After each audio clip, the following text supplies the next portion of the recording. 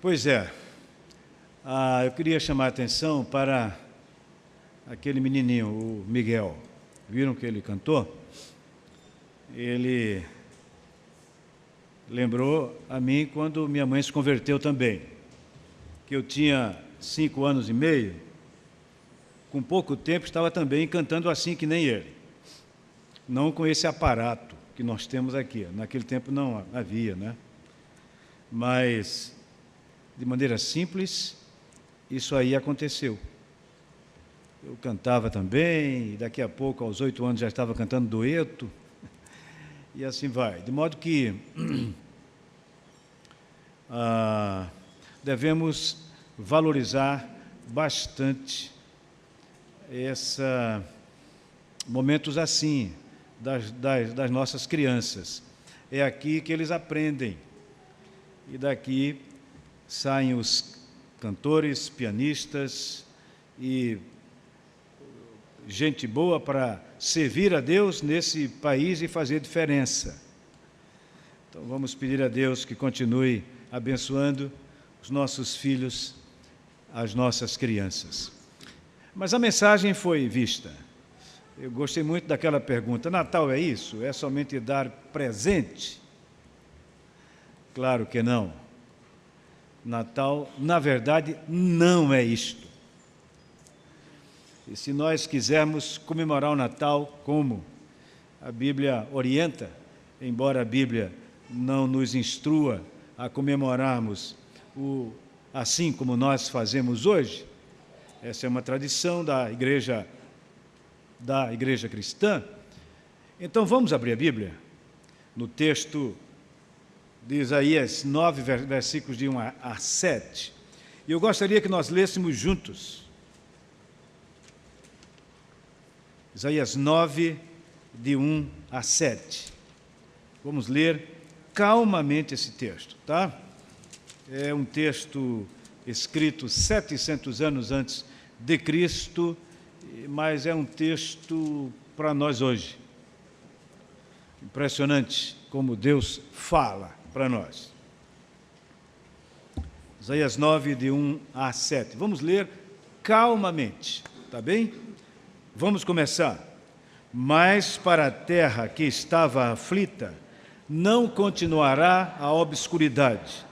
Deus, nos primeiros tempos, tornou desprezível a terra de Zebulon e a terra de Naftali, mas, nos últimos, tornará glorioso o caminho do mar, além do Jordão, Galiléia dos gentios. O povo que andava em trevas viu grande luz, e aos que viviam na região da sombra da morte, resplandeceu-lhes a luz. Tens multiplicado este povo, a alegria lhe aumentaste. Alegram-se eles diante de ti, como se alegram na ceifa, e como exultam quando repartem os despojos. Porque tu quebraste o jugo que pesava sobre eles, a vara que lhes feria os ombros, e o cetro do seu opressor, como no dia dos midianitas. Porque toda bota com que anda o guerreiro no tumulto da batalha, e toda veste revolvida em sangue, serão queimadas, servirão de pasto ao fogo. Porque um menino nos nasceu, um filho se nos deu, o governo está sobre os seus ombros, e o seu nome será Maravilhoso Conselheiro, Deus Forte, Pai da Eternidade, Príncipe da Paz, para que se aumente o seu governo e venha paz sem fim sobre o trono de Davi e sobre o seu reino, para o estabelecer e o firmar mediante o juízo e a justiça, desde agora e para sempre. O zelo do Senhor dos Exércitos fará isto. Senhor nosso Deus, aplica esta palavra em nossos corações. É tua palavra inspirada, Senhor. Opera de acordo com a necessidade de cada um de nós, em nome de Jesus. Amém. Meus irmãos,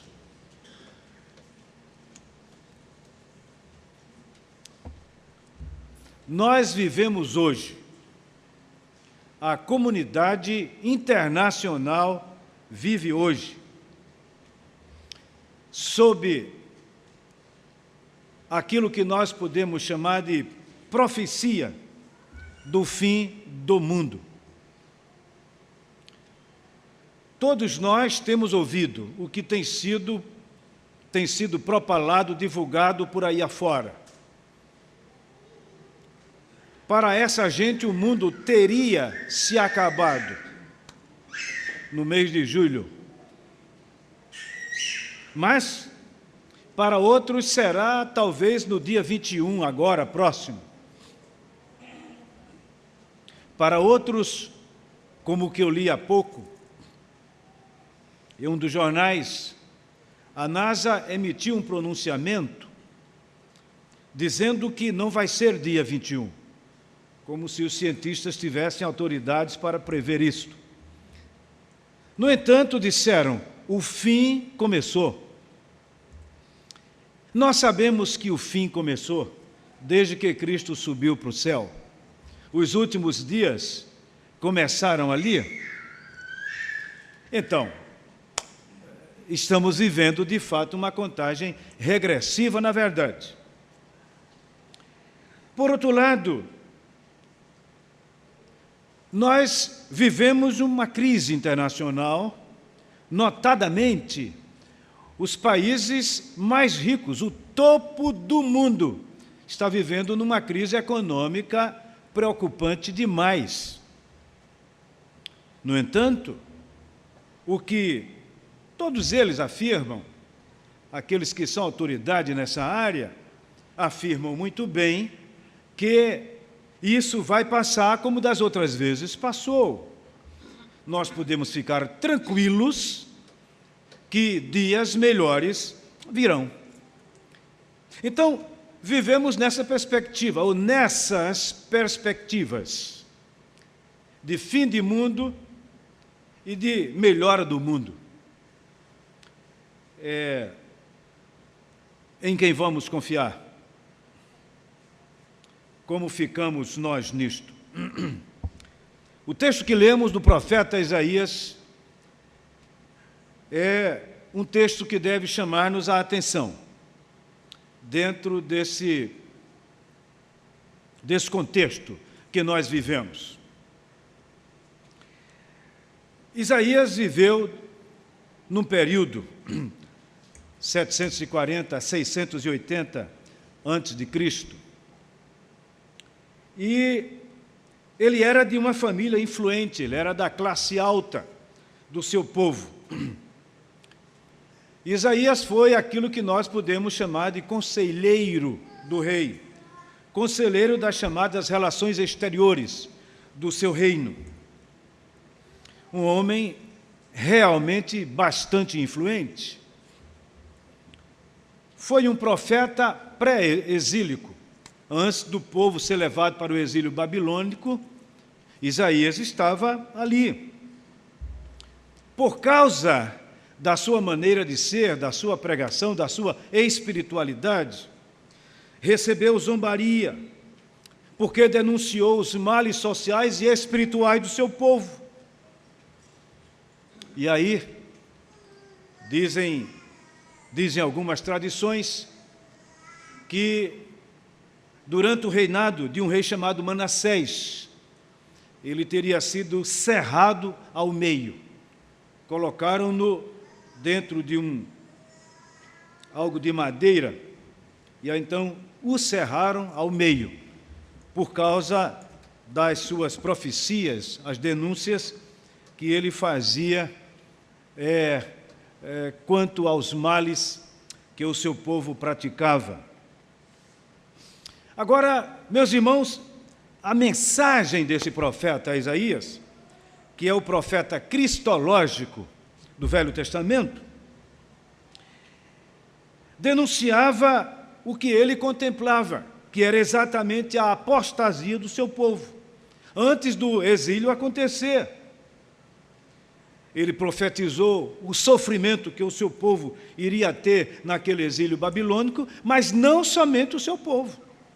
ele também profetizou contra outras nações, aquelas que de modo direto ou indireto tinham de fato relação com o seu povo naquele momento.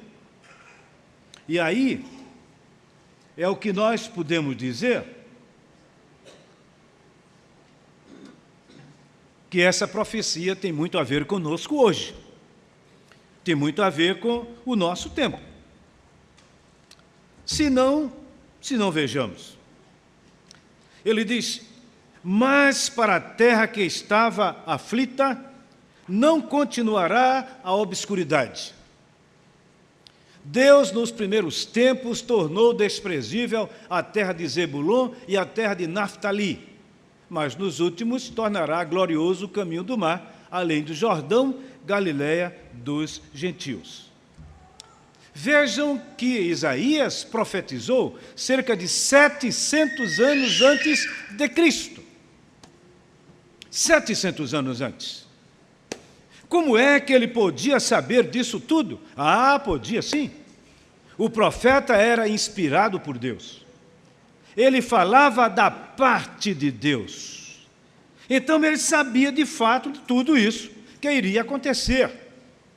Ele descreve no seu capítulo 53, por exemplo, o Jesus sofredor, o servo sofredor, aquele Jesus que iria dar a sua vida para que nós fôssemos salvos, o sofrimento pelo qual ele iria passar. O profeta sabia de tudo isso, Deus mandara que ele falasse.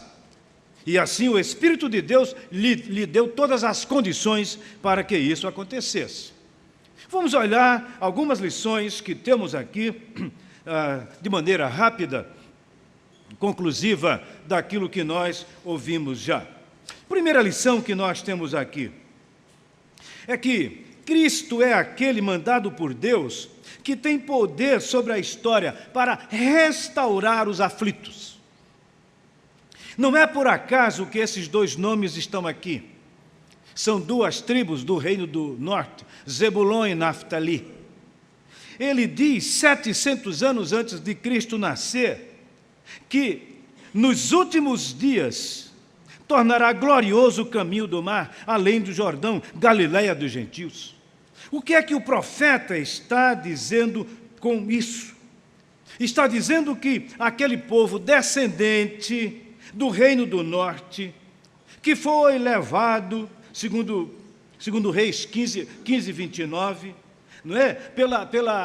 Pelo reino dos chamados assírios, naquele tempo, aquela gente que sofrera tudo isso, agora iria passar por uma transformação de vida, porque eles iriam estar vendo, pisando naquela terra, de onde, anos atrás, eles foram levados escravos. Ali iria estar o Messias que viria para transformar aquela terra e o mundo inteiro. Essa é a profecia que Isaías estava querendo mostrar. Em outras palavras, ele estava dizendo: lembram-se que o reino do norte sofreu o que sofreu, foi levado pelos assírios há anos atrás, aliás. Então, esse povo que sofreu naquele tempo, que deve guardar o trato histórico do seu sofrimento naquela nação. Pois bem, aquela gente agora vai ver o Messias, que é libertador deles, pisando aquela terra. É isso que ele está dizendo aqui. 700 anos antes disto nascer. A Galileia, como diz aqui o profeta, foi exatamente o lugar onde Cristo caminhou primeiramente no seu ministério, onde Cristo operou o que nós sabemos que ele operou no seu ministério. Um trato profético daquilo que Isaías, 700 anos, já havia profetizado. É impressionante quando nós olhamos isto. Mas olhem só, isso aqui que ele está dizendo, não é só para aquele tempo, 2000 anos atrás, é também para 700 anos antes de Cristo. O que o profeta estava dizendo, já que ele, no caso, proferiu isso aqui antes do exílio do povo, ele estava dizendo que aquele povo que iria sofrer aquele exílio por ser desobediente contra Deus, podia esperar depois que eles voltassem, 70 anos depois, podiam esperar que o Messias viria para mudar a situação deles.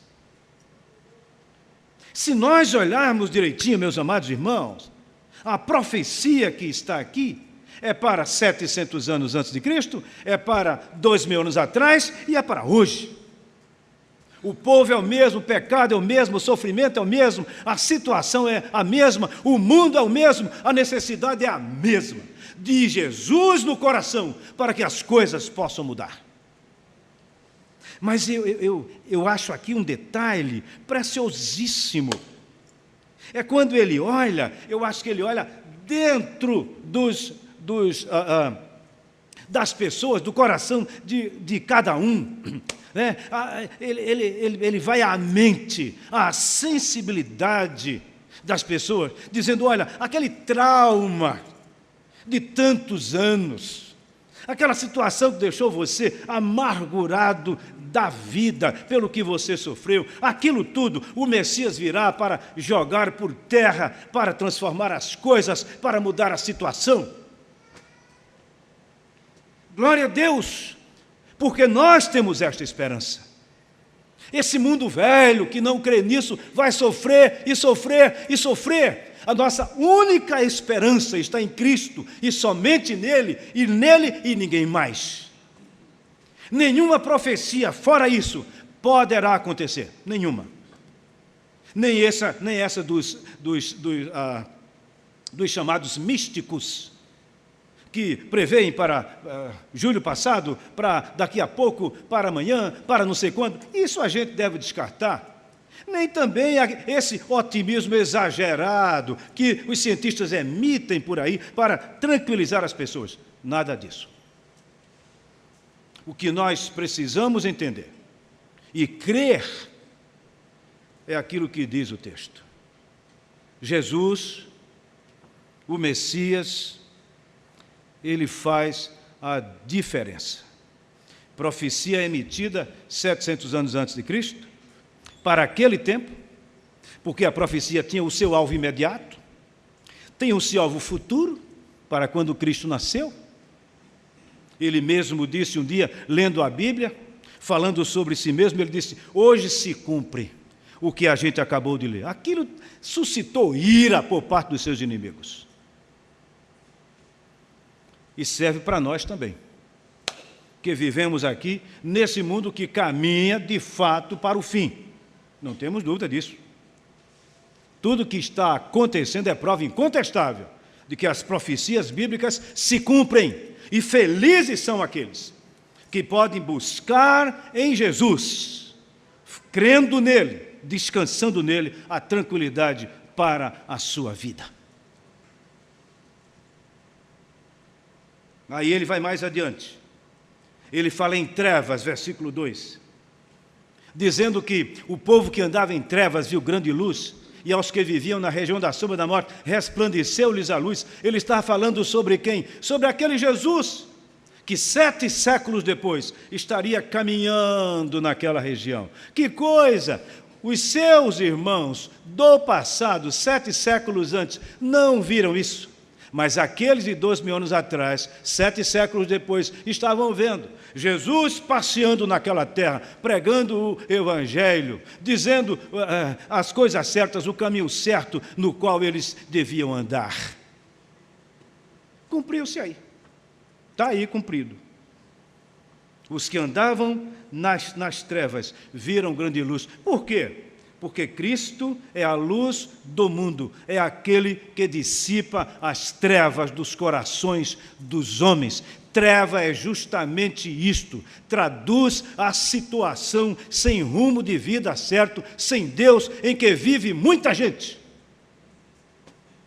Jesus é a luz, Ele disse: eu sou o caminho, a verdade e a vida, e ninguém vem ao Pai senão por mim. Eu sou a luz do mundo. Aquele que me segue não anda em trevas. Quer saber o que é preciso para se viver bem? Jesus ensina. Ele disse: aquele que quer vir após mim, negue-se a si mesmo, tome a sua cruz e siga-me. O projeto de vida que Cristo tem para todos nós implica isso. A gente dizer: a verdade é o Senhor, e eu quero seguir ao Senhor. Nada mais. Somente isso. Agora, o profeta faz uma comparação. Versículo 4. Veja só o que é que ele diz. Ele diz assim: porque tu quebraste o jugo. A palavra jugo é a palavra canga, aquilo que se põe nos bois para dirigir para um lado e para o outro. Ele diz: tu quebraste o jugo que pesava sobre eles, a vara que lhes feria os ombros, e o cetro do seu opressor, guiando, batendo na cabeça para ir no caminho certo, como no dia dos midianitas. Ele estava se referindo a Juízes 8, 24 a 27, aquela vitória que Gideão guiou o povo para que tivesse. Veja só, veja como ele compara. Gideão, 300 homens, veja um exército inteiro. Poder de Deus somente.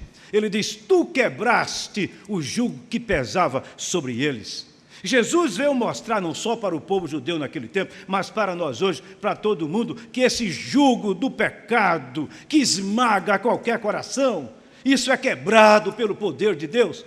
Não há pecado que Deus não perdoe por causa do sangue de Jesus. Não há pessoa que não possa ser restaurada pelo poder de Deus. É isso, irmãos. É esse o Natal que devemos pregar. E não comprar, comer. Isso é muito bom quando a gente pode. E se não pode, glorifica a Deus. Porque Jesus é a razão de ser da nossa vida e deste Natal. Sempre foi e sempre será. Aí ele compara, como no dia dos midianitas. Como é que foi lá? Deus disse: 300 somente Gideão. Tem muita gente, faz uma seleção, tem gente demais. Se é somente 300, e aqueles 300 homens venceram o exército inteiro. Quem foi que venceu? Os 300 homens? Que nada, foi Deus. E essa experiência de vida, o povo de Deus sempre teve.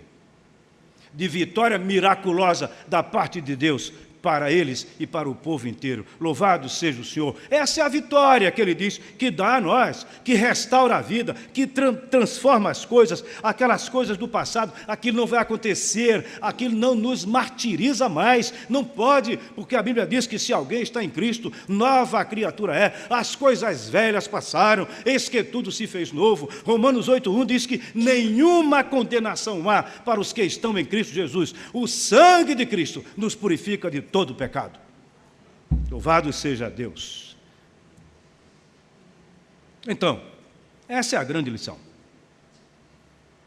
Estamos falando de uma profecia restauradora de vida, transformadora da sociedade.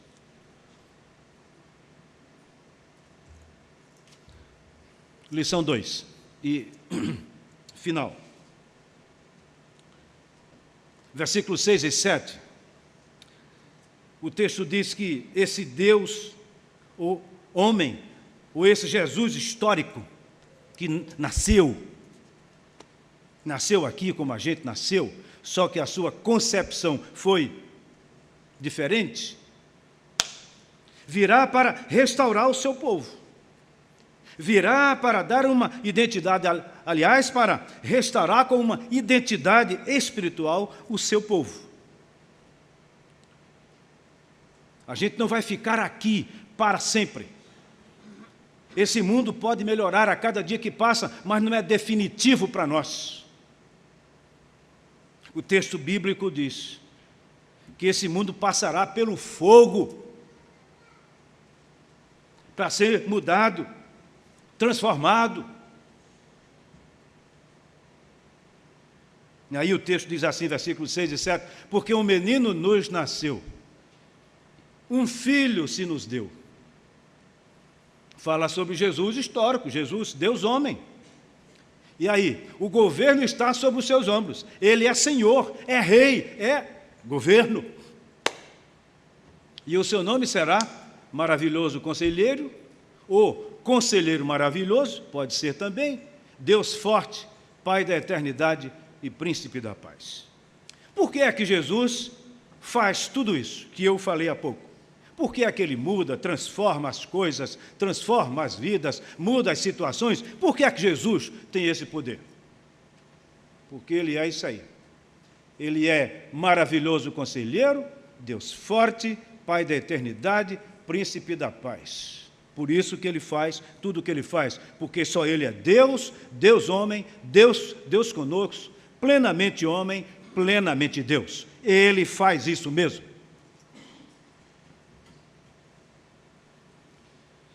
Vamos ver algumas coisas sobre essas palavras. Maravilhoso conselheiro, quer dizer, é um conselheiro sobrenatural. Ele tem palavra de vida eterna e de sabedoria, como ninguém. Atendendo ao que ele ensina, atendendo àquilo que ele nos mostra, a nossa vida será diferente e não andará em trevas. Deus forte, isso quer dizer que ele é vitorioso, e só Deus é, de fato, vitorioso. Só Ele pode. Ele é o Deus todo-poderoso, é o Jesus, é Pai da eternidade. Também pode ser traduzido como Pai eterno. O que é que um pai faz? Prover o que é preciso para que os seus filhos possam receber o melhor. E a Bíblia mostra que Deus, como Pai, Ele nos dá a vida eterna, Ele nos chama para a sua família, através de Jesus Cristo. Filho de Deus só há um, Jesus Cristo, que é o unigênito de Deus. Nós somos filhos de Deus através dele, Jesus. Nós somos, então, convocados para essa família de Deus, adotados, esse é o termo que a Bíblia chama, através de Jesus. E aí ele diz que Jesus é príncipe da paz. A palavra shalom, que está aqui, quer dizer saúde, prosperidade, tranquilidade e tudo mais que é bom. Não é um termo vago assim, paz, paz, paz.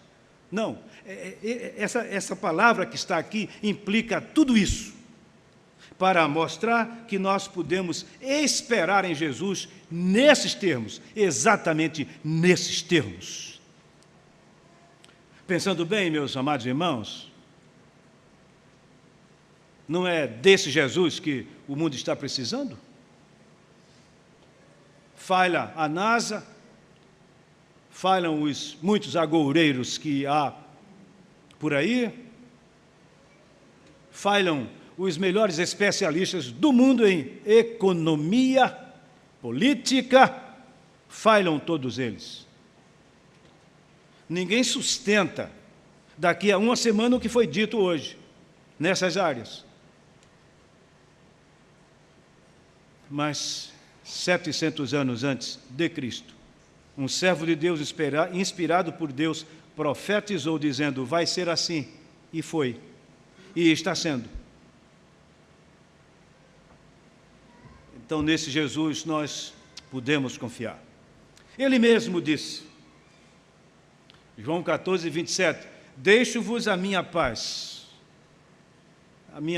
vos dou, não vou lá dou como o mundo a dá. Não se turbe o vosso coração, nem se atemorize. Quem é que está falando isso? É o presidente da nação mais rica deste mundo? É o consultor internacional de finanças, reconhecido melhor do mundo? Quem está falando é aquele que tem o mundo em suas mãos. Jesus tem o mundo em suas mãos. A Bíblia diz que ele subiu ao céu, está sentado à direita de Deus, intercedendo por todos nós. O que fazer? clamar por Ele, buscar a Ele de todo o coração. A única saída para o bem da nossa vida, aliás, saída é um termo muito simplório, a única solução para o bem da nossa vida chama-se Jesus Cristo. Eu sou o caminho e a verdade e a vida, disse ele, ninguém vem ao Pai senão por mim. Eu não sei como estão os corações de todos aqui e de quantos vão nos ouvir através dos meios aí das redes sociais. Algumas pessoas vão nos ouvir aí no mundo inteiro. Não sei. Mas uma coisa eu sei, que Deus nos conhece, como de fato nós estamos, que nós não podemos esconder dele. A Bíblia diz, sonda, ó Deus, o meu coração, prova-me, conhece o meu pensamento, vê se há em mim algum caminho mau e guia-me pelo caminho eterno. Essa devassa da nossa alma, só quem faz é Deus. Nem nós mesmos, muitas vezes, podemos fazer. Mas Deus faz. E felizes, bem-aventurados, na verdade, são aqueles que podem esperar em Deus para que Ele faça. Clame ao Senhor, clame, humildemente clame. E diga a Jesus, eu sei que o Senhor pode mudar a vida. Muda a minha. Eu quero que esse Natal seja um Natal diferente. Um Natal de verdade. Em que a gente comemora o nascimento daquele que veio ao mundo, que trouxe todas essas bem-aventuranças para nós e agora está à direita de Deus e que voltará breve para buscar todos os seus. Essa é a esperança que temos. Nada mais, nada menos, além disto. Que Deus nos abençoe e nos ajude a entender essa mensagem e viver para Ele, para a glória dEle. Amém.